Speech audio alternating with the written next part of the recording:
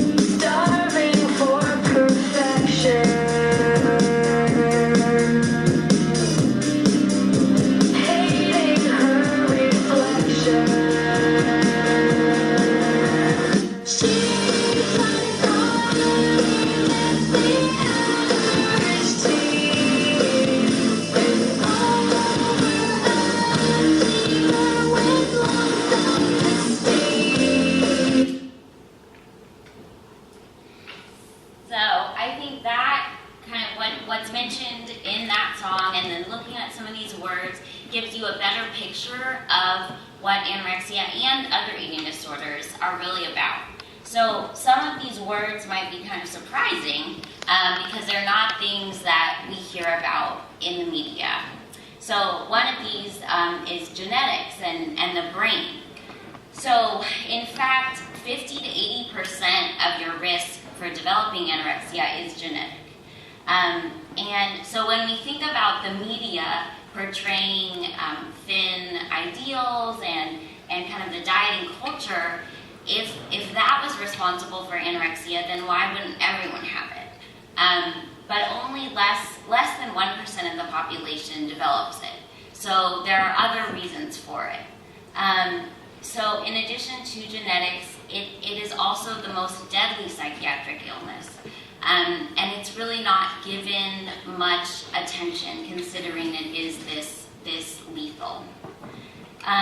So one of the factors is that there are common personality traits for people with anorexia, and some of those are represented here. So perfectionism, harm avoidance, obsessive compulsive personality, and then there are things that happen as a result of anorexia. So starvation causes reduced brain volume and other neurochemical disturbances.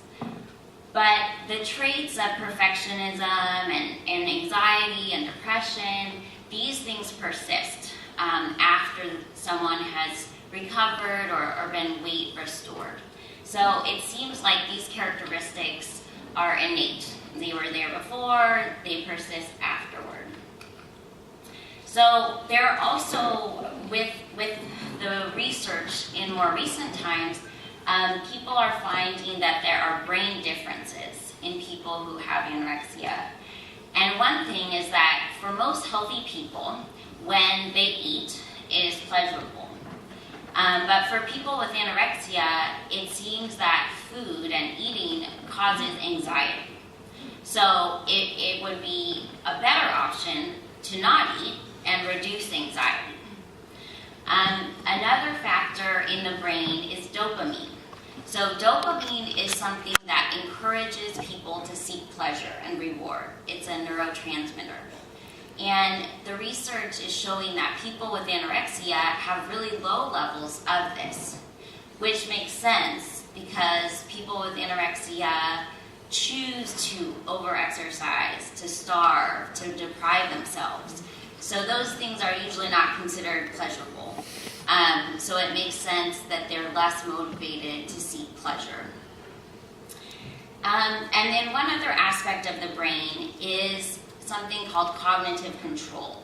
And that is centered in the front area of your brain, the prefrontal cortex. And it is responsible for planning and strategizing, thinking ahead. And it seems that people recovered from anorexia show an exaggerated response in that area. And this even plays a role in their eating. So when seeing food, the message is routed to the part of the brain involved in this thinking, strategizing, planning.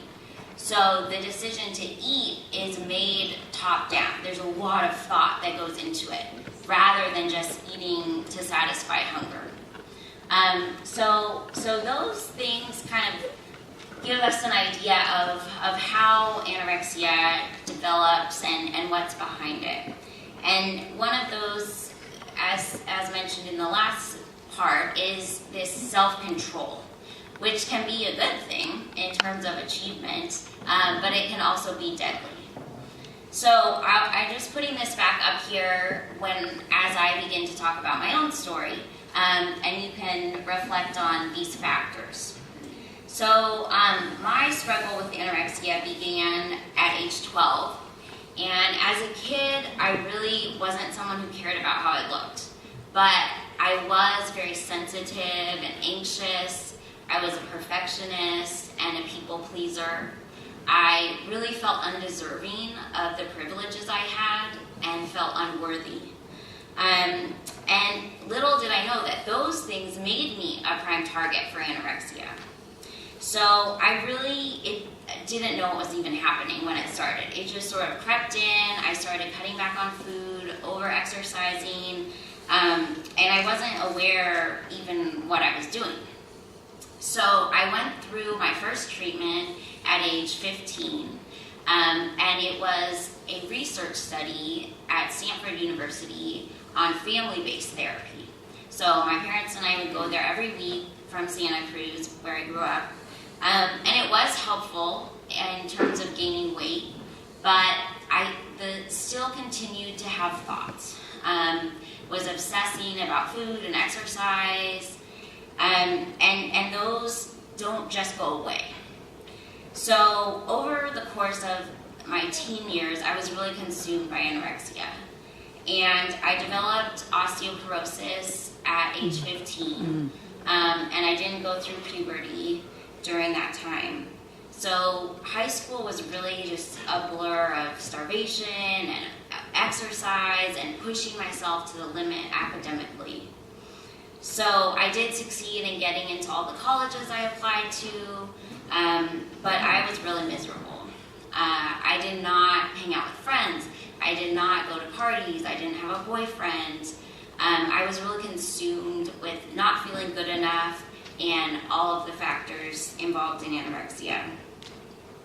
I did, however, manage to volunteer a lot. So I was volunteering in a community center, tutoring, working there in the summer. I also traveled every summer to Central America to help communities build classrooms.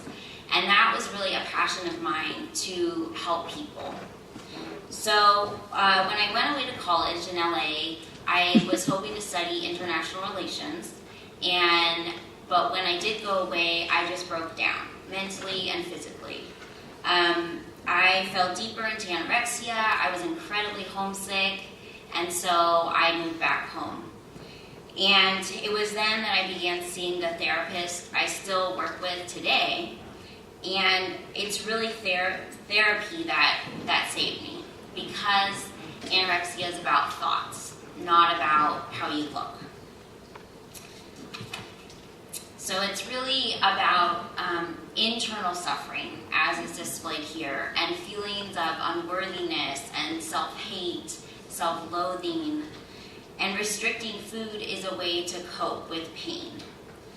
The eating disorder makes you feel that you are never good enough, and that you are indulgent and unworthy, and that you need to continue restricting, continue depriving yourself in order to feel worthy. of living. And you just feel you have no choice. And that was my experience during college. But I did pursue a degree in global economics and accounting. And I was really hoping to work in poverty alleviation in Central America. Though I couldn't imagine living abroad with my anorexia. And I couldn't imagine not being able to maintain my exercise and eating routine. So after graduating, I went to work for an accounting firm, but I had another collapse. I was extremely depressed and struggling with anorexia. So I chose to enter a treatment program in San Francisco. And after that, entered UC Davis for a master's in agriculture and resource economics. And I was continuing to hope to help people abroad. So I had gained a lot of insight into my anorexia, what it was about, why it developed, and also just understanding of my recovery process. And I knew it would be a long process, but I was committed to it. And I attended group therapy at Davis, an eating disorder group. And it was really there that I discovered my true passion for helping others struggling with eating disorders. I felt like I could really connect to others and understand them and provide insight while I was healing myself. And so I began to take as many psychology classes as I could while still completing the master's in economics. And I was fortunate to have the opportunity to start working at the UC Davis Imaging Research Center, where I still work today. And it's a psychology research center where I work with patients who have schizophrenia, bipolar disorder with psychosis, any type of psychosis. And I'm also now in a master's program in counseling through Palo Alto University. So I'm in my second year, and I am hoping to become a marriage and family therapist. And upon getting licensed and completing that, I'm hoping to work with patients who have eating disorders and also those struggling with psychosis. So part of being able to pursue my passion was attaining health myself. And I've reached a place in my recovery that I feel ready to counsel others. I say that I'm in advanced recovery.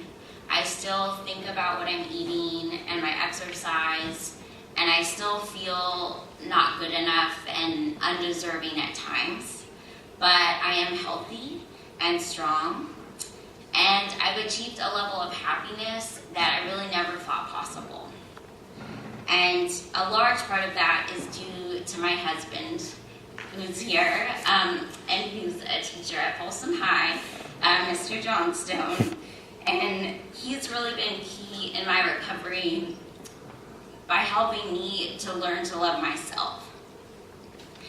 And so now I am really vocal about my experience and about the neuroscience behind it, because I aim to really provide hope and understanding to those who are suffering as well as the general population.